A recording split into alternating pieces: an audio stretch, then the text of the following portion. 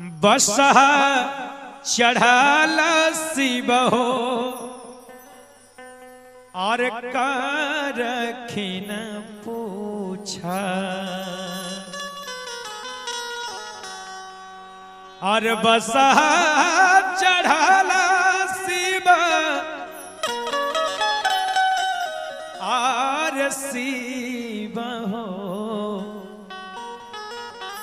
और कारखिन पूछा रे और कति बड़ा भइले लोग हो और कति बड़ा भइले लोग हो और गौरी है हमार कति बड़ा भइले लोग हो गौरी है हमार बसहा चढ़ाल शिव हो कारखिन पूछा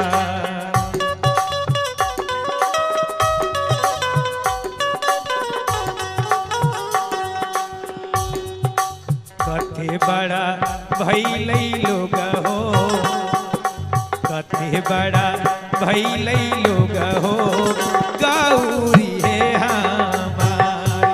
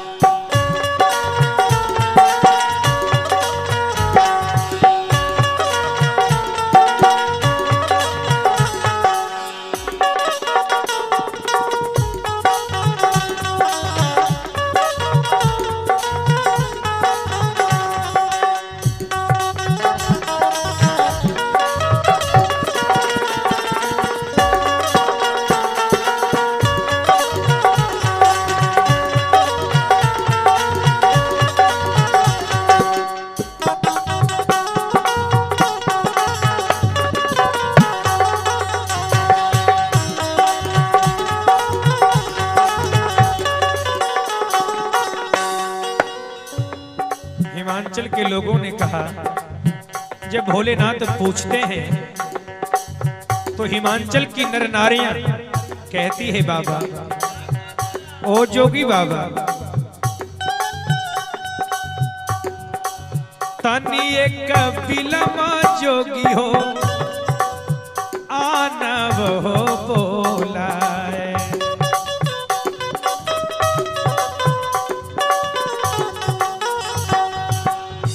बाबा ओ जोगी बाबा आप तनिक देर ठहर जाइए मैं अभय बुला कर ला देती हूँ तनी एक बिलमा जोगी हो आनव हो बोलाए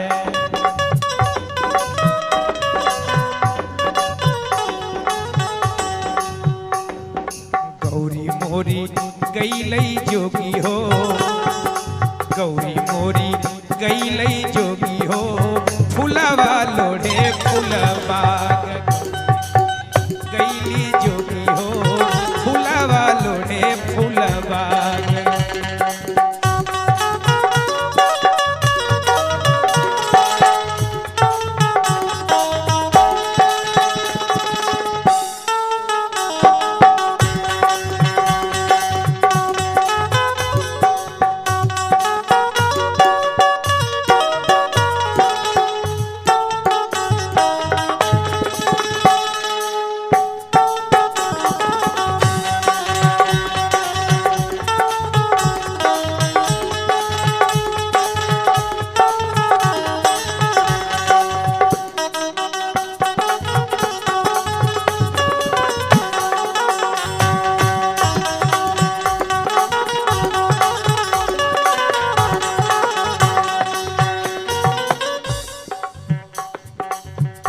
भगवान भोलेनाथ जब सुने कि गौरी फुलवारी में है भोलेनाथ कहते हैं जब गौरी फुलवारी में है तो आप रुक जाइए मैं खुद ही चला जाता हूं आप क्यों कष्ट करेंगे और जाकर फुलवारी के गेट पर खड़े हो गए रास्ता रोक लिए जब उधर से मैया पार्वती चली आ रही थी, भोलेनाथ डट करके कहते हैं ठहरो, सुनो, के करा के बारी गौरा है, के करा के दुलार,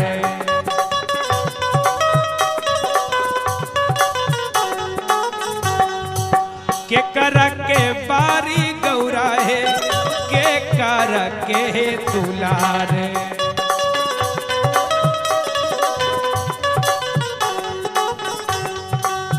अरे ओ गौरा के करा भरोसे गौरा है, के करा भरोसे गौरा है, हे लालो हे फूलबाग।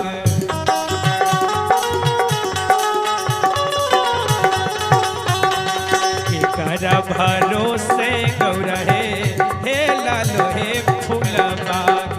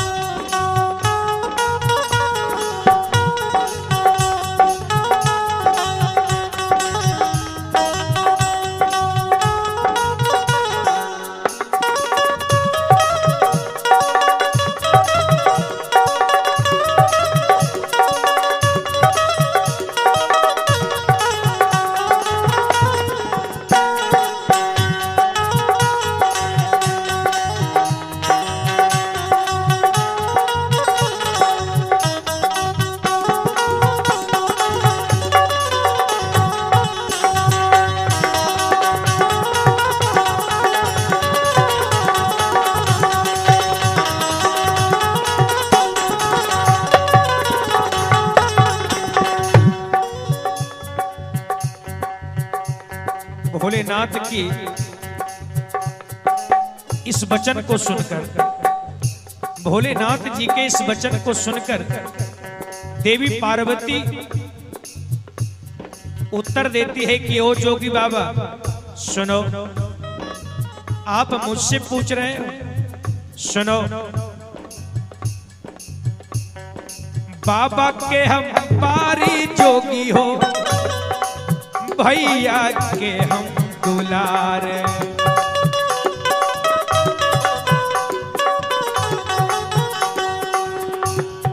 बाबा के हम पारी जोगी हो, भैया के हम दुलार।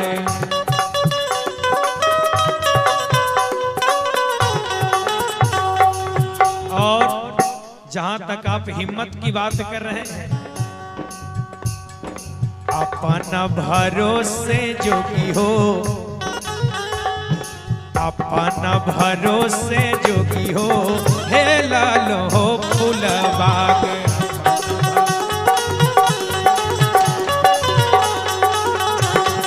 अपना भरोसे जोगी हो, हे लालो हो फूलबाग।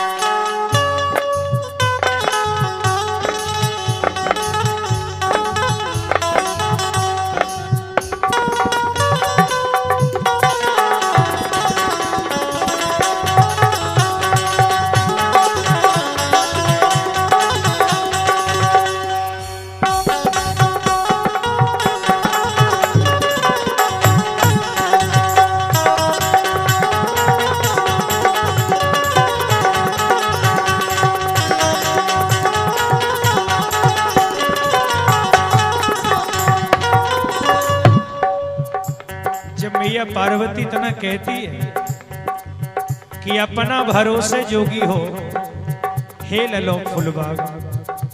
भगवान भोलेनाथ कहते हैं करियो देवी, एक तो तू फुलवारी में चली आई, फूल भी उतार ली, ऊपर से इतनी अकड़ दिखा रही है, अकड़ की बात कर रही है। सुन, भोलेनाथ कह रहे हैं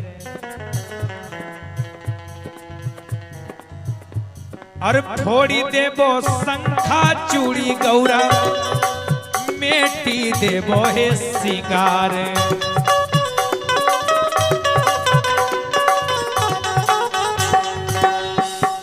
तोड़ी देबो शंखा चूड़ी गौरा, मेटी देबो हे सिंगार।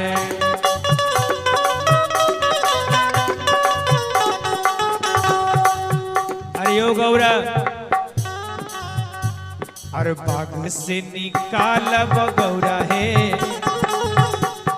बाग से निकालब गौरा है, आजू हम है तोहार।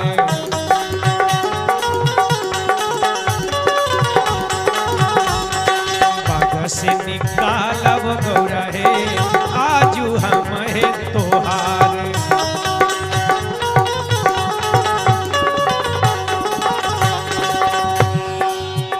मैया पार्वती कहती कि ओ जोगी बाबा सुनिए, अगर आप में मिटाने की शक्ति है तो मुझ में बनाने की शक्ति है।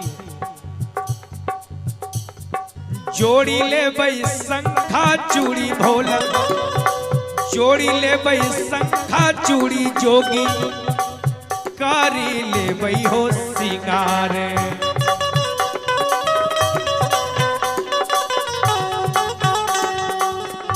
और पैसी जइबो बाग में जोगी हो, पैसी जइबो बाग में जोगी हो, लोढ़ी ले बई हो फूल।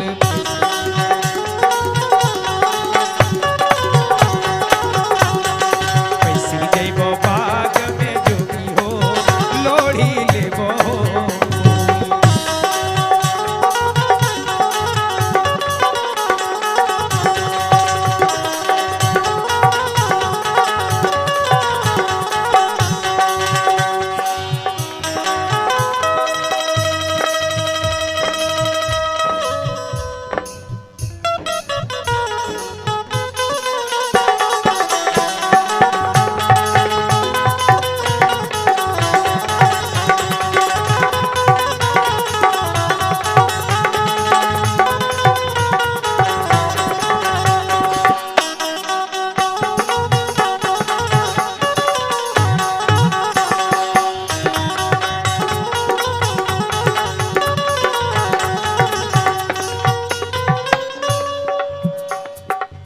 मैया पार्वती कहती जोगी बाबा आप मेरा सिंगार मेट देंगे, शंखा फोड़ देंगे तो मैं तो बना लूंगी, लेकिन जरा आप सुन लीजिए। मैया कह रही है और फोड़ी देबो डमरू जोगी हो, अब तोड़ी देबो मुंड माल।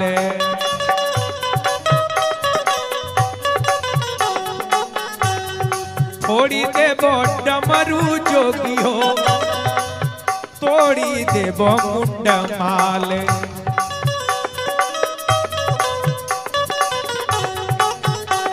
और ए जोगी बाबा अरे रिथी चिथी करब जोगी हो, रिथी चिथी करब जोगी हो, बाघंबर मृग छाल।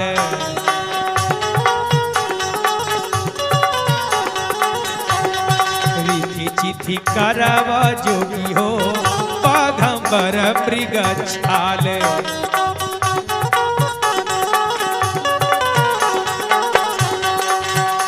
भोलेनाथ कहते हैं देवी सुनो, और छारी ले बई डमरू गौरा है, जोड़ी ले बई मुंड माल।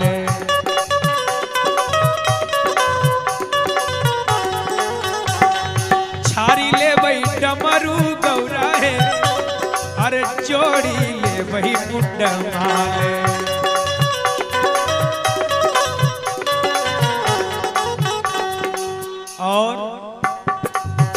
बाघंबर की बात है, ये मृग छाल की बात है। तो सुनो गौरा, अरे तोहरे से सिलवई बो गौरा है,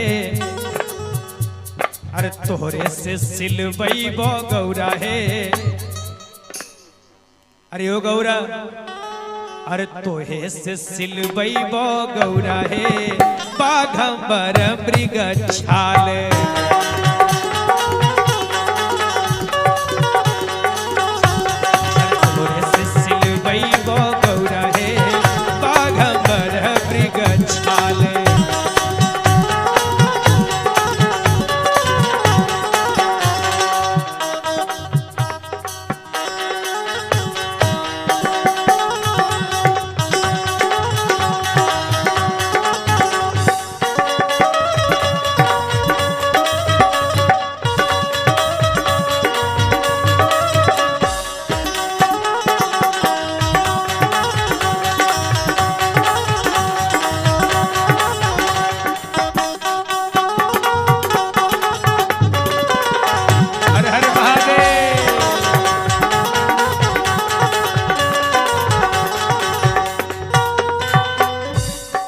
कहथिन विद्यापति सुन हिमाचल है कुमारी,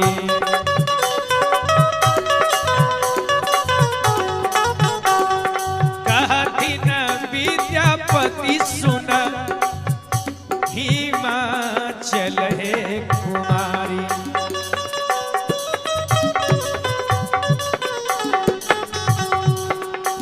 अरे इहो जब छाथिन गौरा है,